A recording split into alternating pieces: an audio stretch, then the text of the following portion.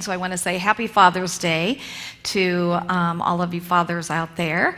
And I have a couple of Father's Day memes for you. As soon as I turn this on, thank you. This really probably is more for you, Paul, than anybody. Dad, may your Father's Day be better than your jokes. Hello. Paul has his family here today, and he has some corny jokes, actually. This one is my kids are all buying me gifts for Father's Day. I hope that I can afford it, which goes with the next one, which is Happy Father's Day. I got you a present, but if you want to get technical, then technically you bought it. By the way, can I borrow $20? Any fathers ever experienced that with their children? I like this. Give a dad a fish and he will eat it. Teach a dad to fish and he will drink beer on the dock. Happy Father's Day. And I love this. There is a difference between a father and a dad. A father is a male who contributed to your making. A dad is someone who stands by you and supports you. Any male can be a father. It takes a man to be a dad. So happy Father's Day to all of you dads out there.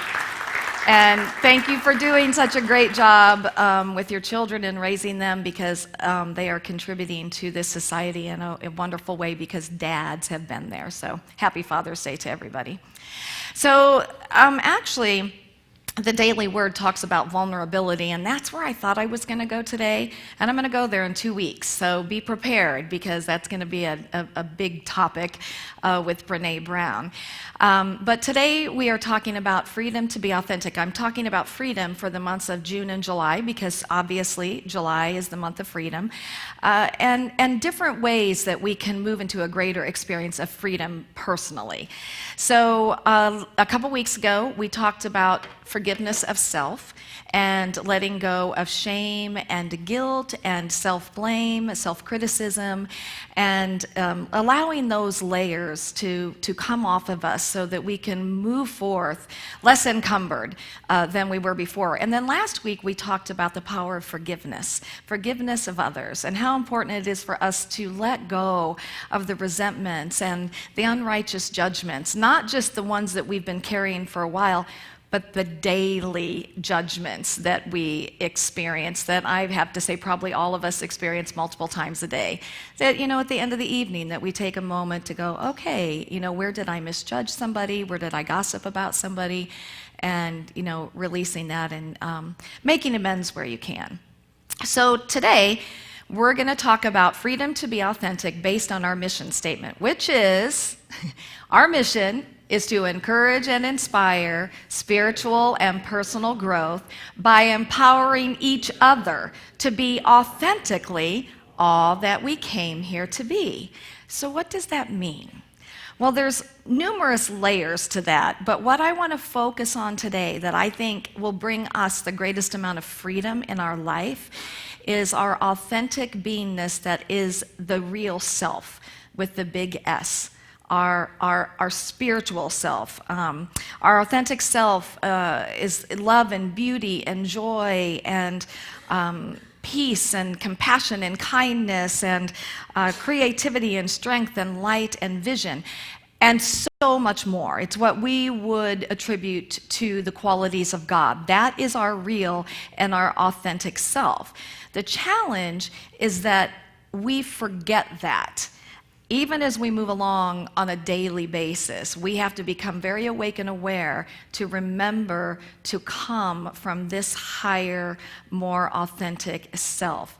So I am going to share, first of all, some things that Imelda Shanklin, she was the great old-time unity minister, from her book, What Are You?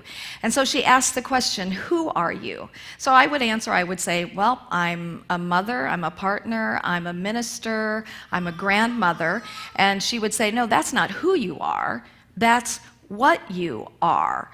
And then she talks about Jesus, and she said, from a personal perspective, Jesus was a carpenter.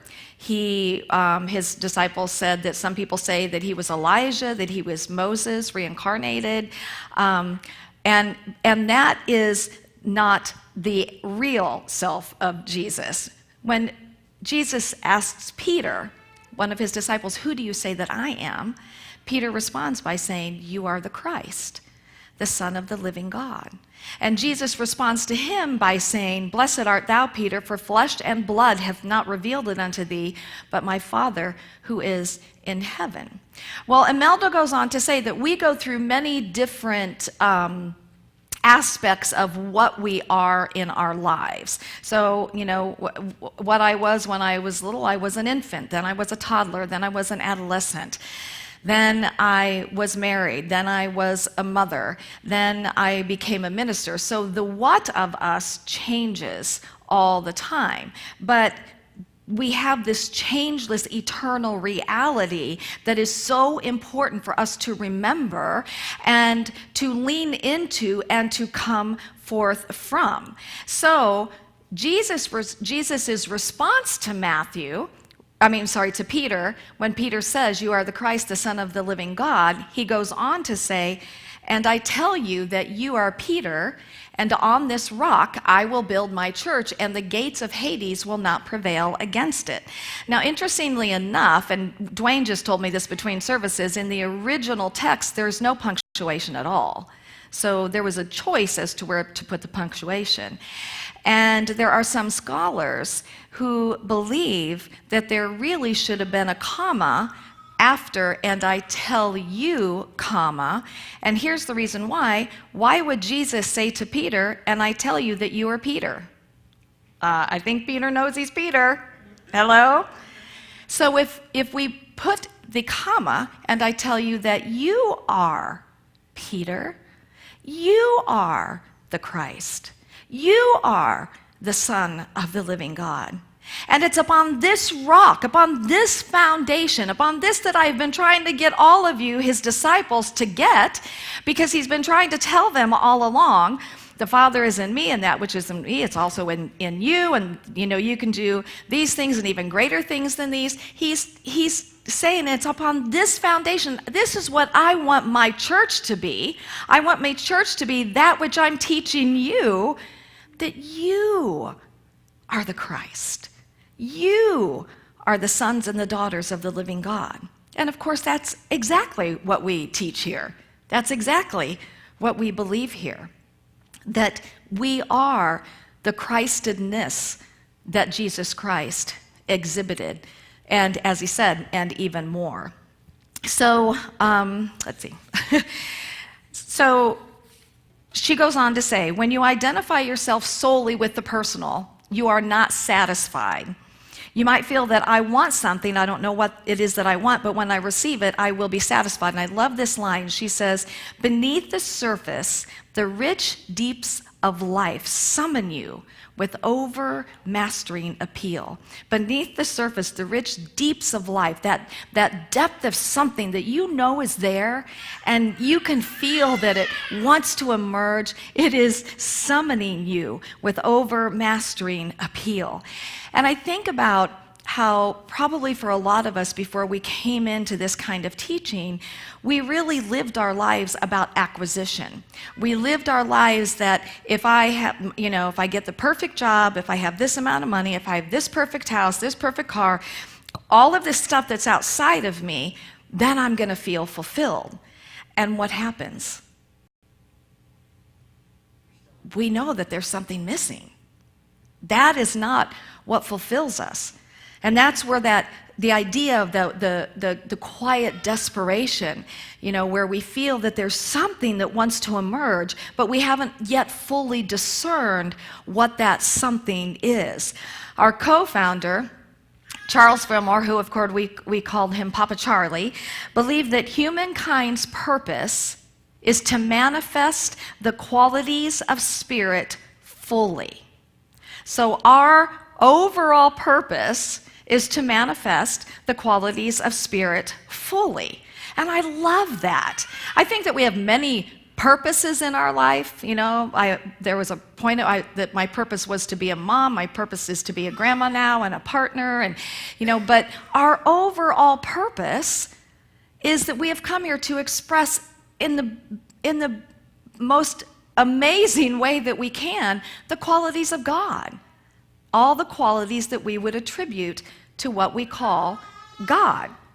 And in the Daily Word, one day this last week, and I love this, it says there's a divine blueprint within each of us that contains the spiritual qualities needed to live a life of joy, love, peace, abundance, and well-being. And I want us to really hear this, because I think that a lot of times in our journey, we think, my life is going good here, my life is going good here, I struggle here, so I guess I should be okay with struggling here because these parts of my life are really good.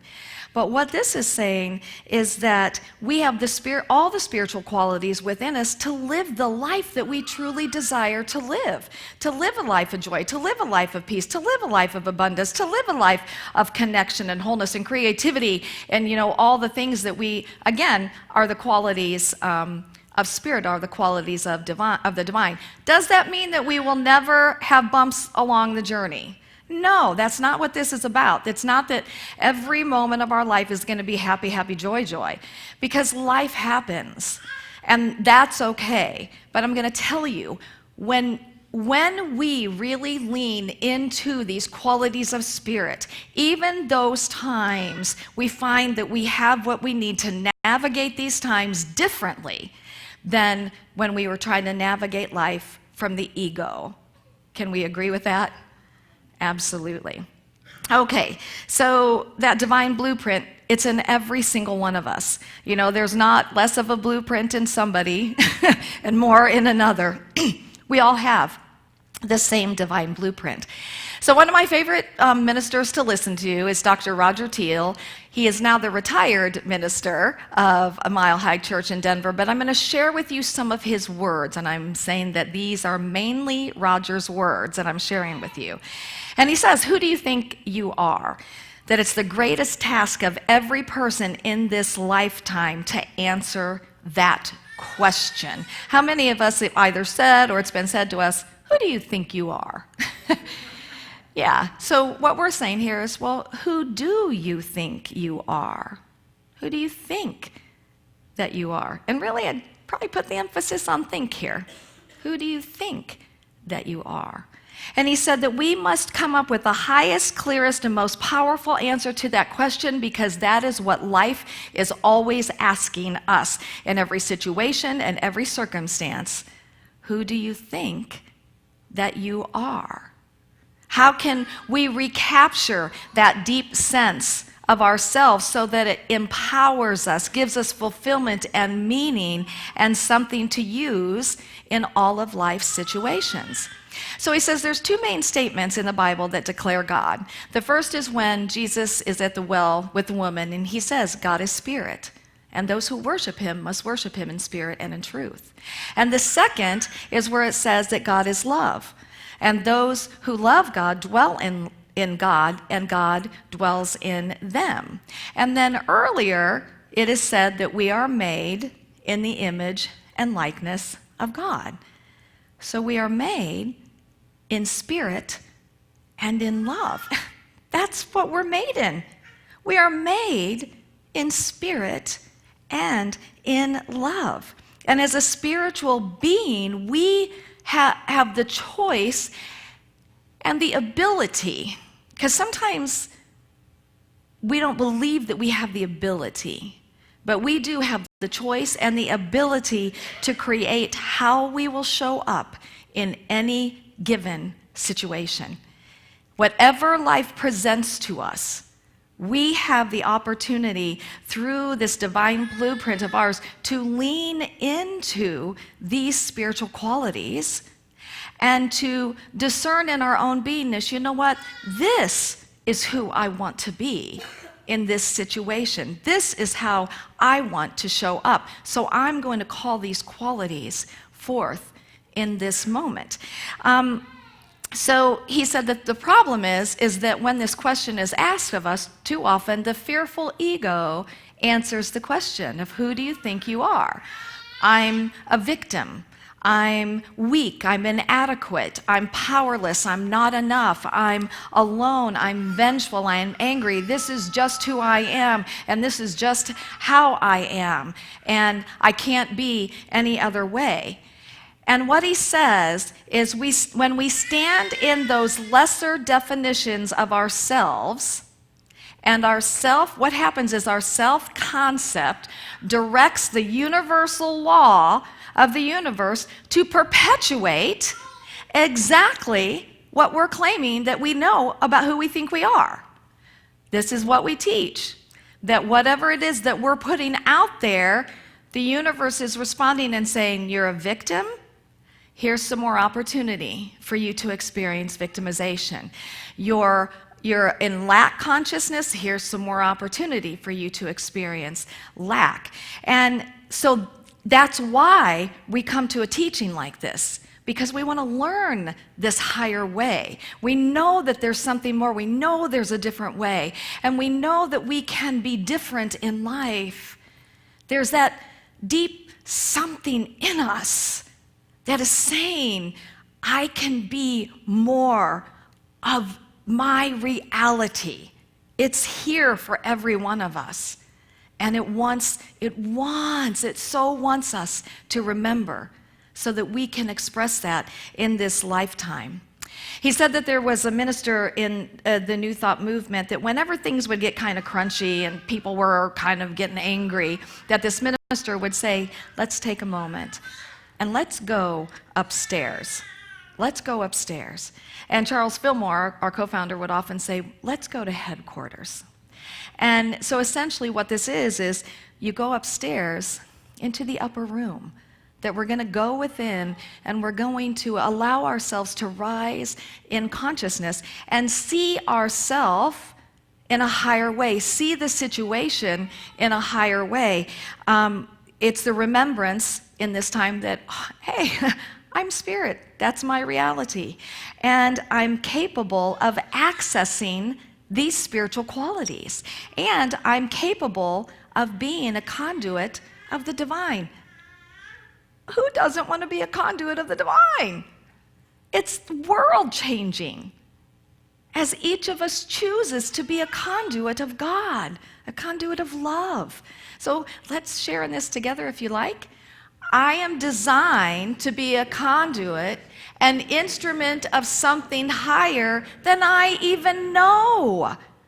An instrument beyond what at this moment your mind can comprehend, because it's so massive and so big and so altering in every way. Not only in your personal life, in the life of your family, the life of your friends, the life of your community, but in the world as a whole.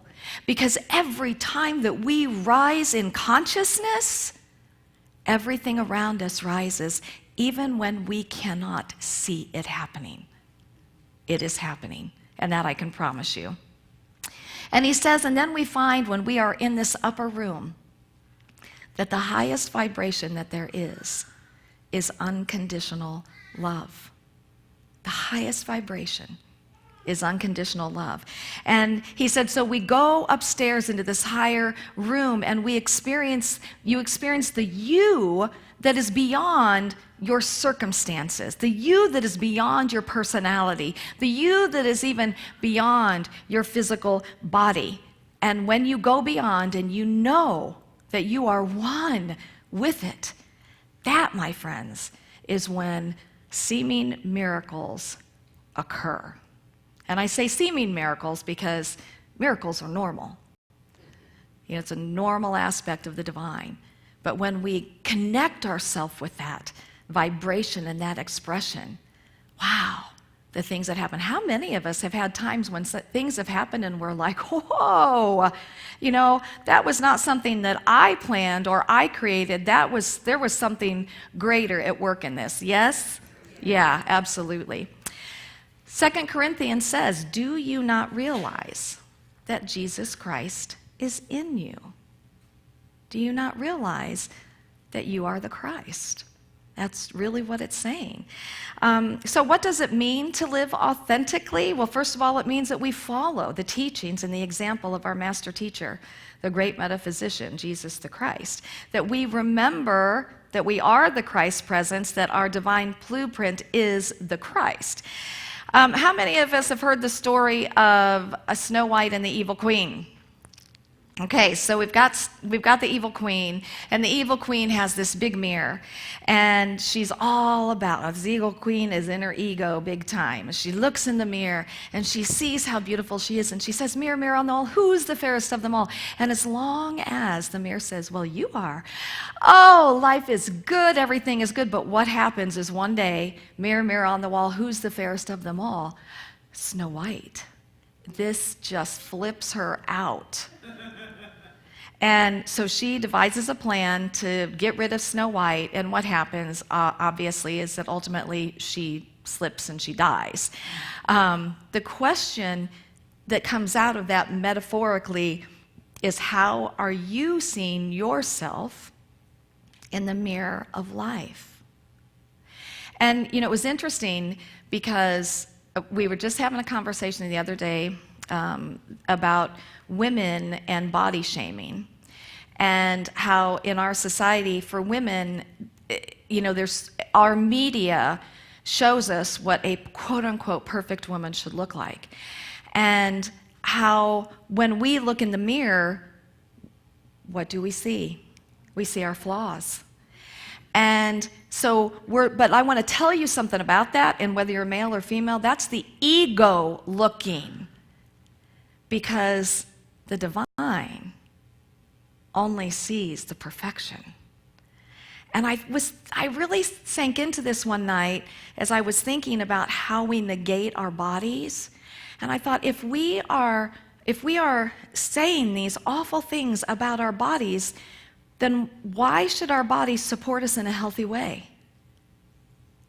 Because we know that what we are putting into it. And so it's even more important that we love and accept these physical bodies. I don't care who you are. I don't care what your body type is.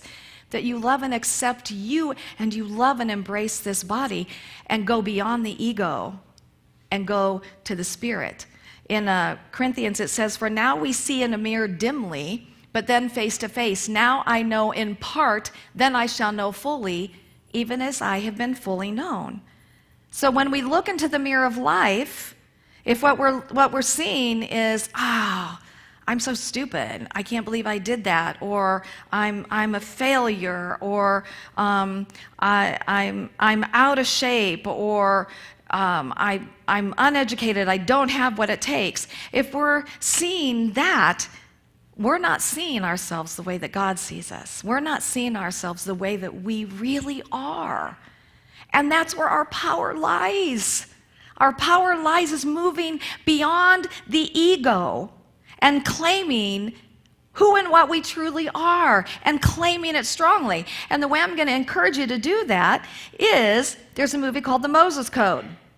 And in the Moses Code, it obviously talks about Moses is going to talk to God. There's the burning bush, and God is going to send Moses to rescue the Israelites. And Moses is like, well, who am I to go do that? And God said, don't worry about it, I'll be there with you. And so Moses goes on to say, well, they're going to ask me, who sent me, what is your name, and what shall I say? So the scripture says, and God said unto Moses, I am that I am. And he said, thus shalt thou say unto the children of Israel, I am has sent me unto you. Another comma. Another, what might this actually say? And God said unto Moses, I am that. I am. I am that.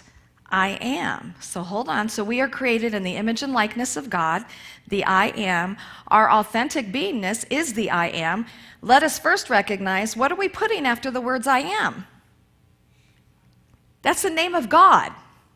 I am. Think about some of the words that come after our I am. Would we ever say that about the nature of God? No. So why are we using those words about ourselves? When what will be life-changing for us, what will be life-changing for this world, is when more of us stand in our true authenticity and claim our true I amness in any situation. I am love. I may not feel loving right now. I may feel judgmental right now, but I know what I want to be. And so I'm going to claim that. And how do we do that? I am love. I am that. I am. And we're going to say it until we believe it.